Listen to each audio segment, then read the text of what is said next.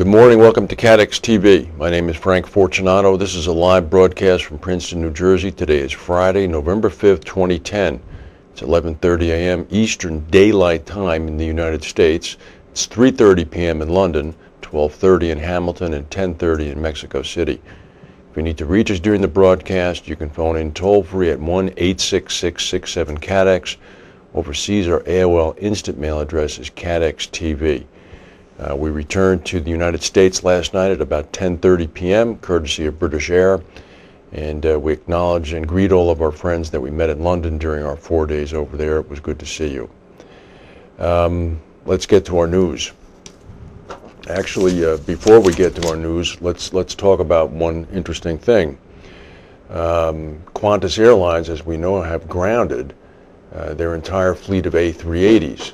Qantas, of course, is based in Australia. They handle mainly long-haul routes, so you don't fly a 737 or MD-80 on those routes. You fly other big planes, either a 777 or a 747. About an hour and a half ago, a Qantas Boeing 747-400 had to turn back to Changi Airport in Singapore because of an engine failure. Pilot shut down one of the 4 engines. There was never any danger to the passengers, no explosion, no shattered pieces of debris going anywhere. However, as a precautionary measure, shortly after takeoff, the captain experienced an issue with one of its engines, according to a spokesperson, and the engine was shut down and the plane safely returned to Changi Airport in Singapore. Now, there was a plane crash in Cuba last night. No survivors. 68 people on board. State airliner filled with Cubans and travelers from Europe and Latin America crashed and burst into flames in a mountainous area. It's the island's worst disaster in 20 years. It was Aero Caribbean Flight 883. It was en route from the eastern city of Santiago de Cuba to Havana. Reported an emergency at 5:42 p.m. last night, and then it went down. The Cuban Civil Aviation Authority released a list of passengers. It includes 9 Argentines, 7 Mexicans, 3 Dutch, 2 German, 2 Austrians, a Frenchman, an Italian, a Spaniard, a Venezuelan, and a Japanese. The rest were all Cuban. The twice-a-week flight goes from Port-au-Prince in Haiti to Santiago de Cuba and then on to Havana. The crash plane was an ATR-72 twin turboprop. Also in Karachi, Pakistan, a chartered jet went down, killing all 21 people on board. Went down near a residential area just outside Karachi this morning. The jet was chartered by the Italian oil company Eni. It's thought that some executives from the company were on board the plane, although the company is not responding to phone calls. Now to Qantas and the A380. The insurance ramifications were laid out nicely today in an article by Adam Monroe in the Insurance Day. The airline is waiting to see what the implications might be for the imminent insurance renewal due to the engine blowout on one of the A380s. The airline's hull cover is placed by JLT. It's led by Catlin. The renewals are due on December 15th. Sources say that the accident certainly will raise questions, although the airline's safety record, the excellent safety record, would no doubt limit any likely significant increase in cost. One source said Qantas has the lowest engine shutdown rate of any airline in the world. Because it is long haul, it really has to be fastidious about maintenance. Its whole ethos is about preventative maintenance. It has an amazing safety view. But this incident will certainly make its discussions on renewals a little bit more interesting. Of course, Qantas has grounded its fleet of 6 A380s. Singapore Airlines grounded its fleet of A380s just for inspection, but now have them continuing to fly. Emirates, Air France, and Lufthansa, who all have A380s, are continuing to fly. There's no indication yet as to what the cause of the accident is, although Qantas is insisting that the engine did not fail because of an explosion. Now, here's where it's going to be getting interesting. Qantas's chief executive officer said this morning that a design fault or a mechanical failure was probably what caused the engine to blow out. The CEO, Alan Joyce, told a news conference that Qantas believes that the plane's Rolls-Royce-made engine was at fault, not the level of maintenance. He said, quote, "This is an engine issue.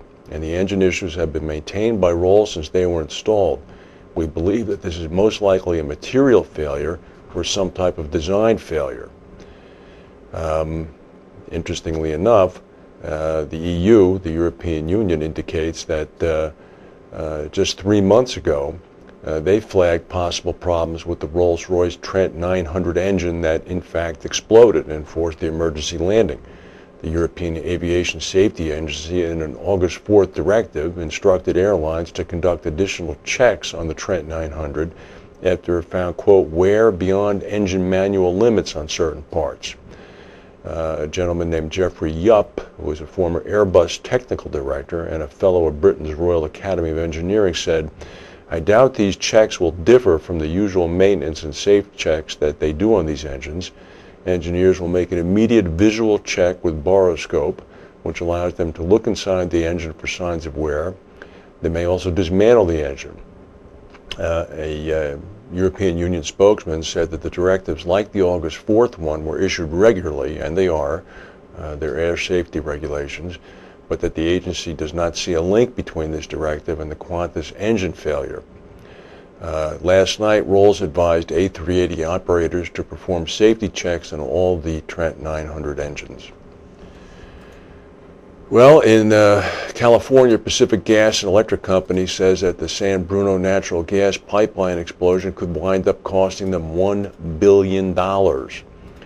PG&E revealed in a regulatory filing yesterday that the cost of repairing the devastated San Bruno neighborhood showed here, compensating its victims, could reach $550 million. Replacing valves on those pipelines are expected to cost another $450 million. Costs for proposed major renovations to the utility's gas networks haven't been calculated. 8 people were killed in the explosion. The San Jose Mercury News is speculating that consumers might be forced to pay for those improvements. Well, that's typically how it works. The rate increases are passed on after they're approved by the California Public Utilities Commission. Indonesia, Mount Merapi is still at it. Searing gas and magma are coming down from the mountain. 122 people have now been killed. The heat of the lava is 1,400 degrees Fahrenheit. The latest activity started October 26th. Officials have now announced that the mountain's danger zone has been expanded to 12 miles from the crater. The stock market in the U.S. is up slightly. It's up about 3.5 points after a pretty big day yesterday. We'll go to our commercials and come back with the rest of the news.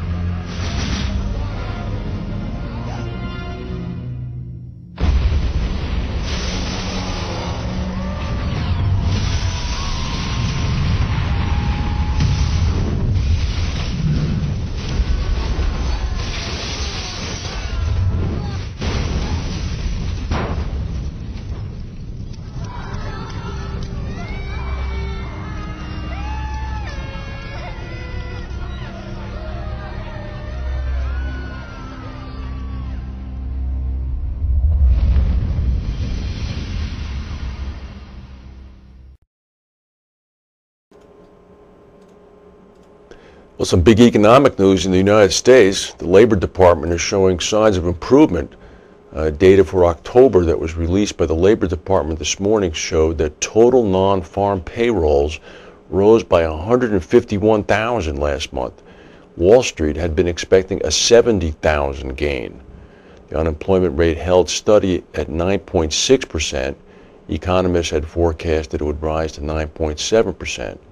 The payrolls count in August and September were revised higher by a cumulative 110,000. So maybe this is not the end of the beginning or the beginning of the end, but whatever that Churchill quote about El Alamein is, maybe it's that.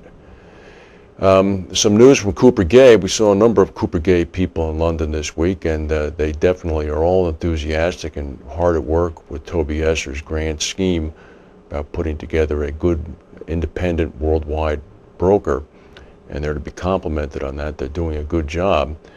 It's one of those things when these events happen, but they're beyond anybody's control, and they're nothing more than a bump in the road. Jim Summers, who resigned on Wednesday as CEO of Cooper Gay's London broking unit, is reported by the Insurance Insider to be joining Guy Carpenter. It's thought that Summers will become global head of marine and energy at Carpenter.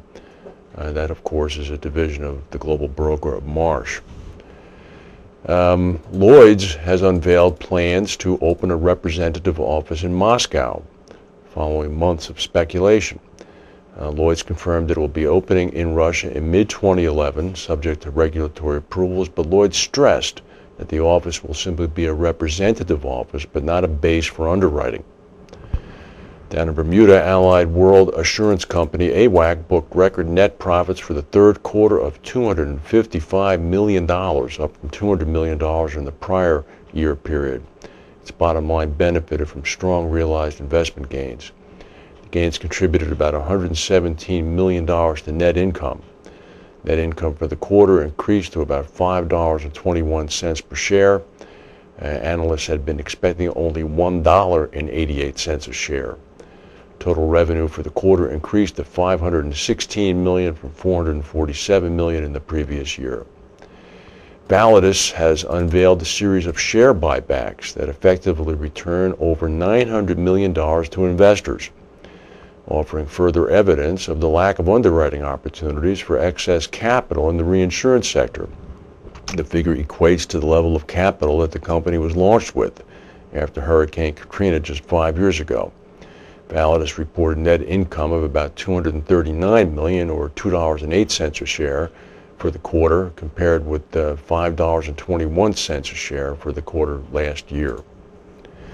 Well, in our final story, this is interesting. After having sat in an airplane for a couple dozen hours the past week, this is a British Army regulation flak jacket. It looks like it could be pretty bulky, although I suspect that those wide body tapered ends are for grenades and canteens and things of that nature.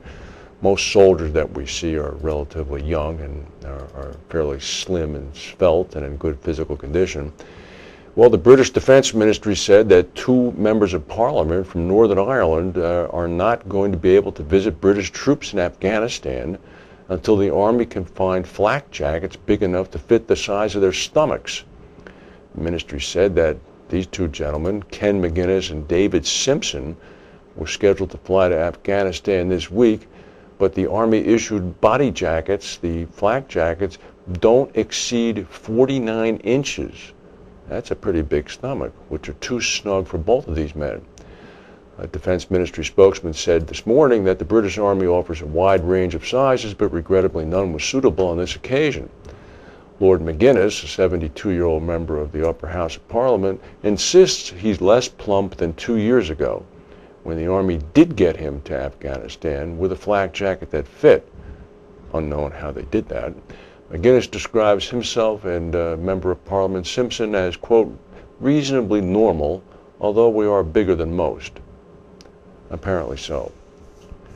That's the news that we have today. Finally, at 2 a.m. Sunday morning,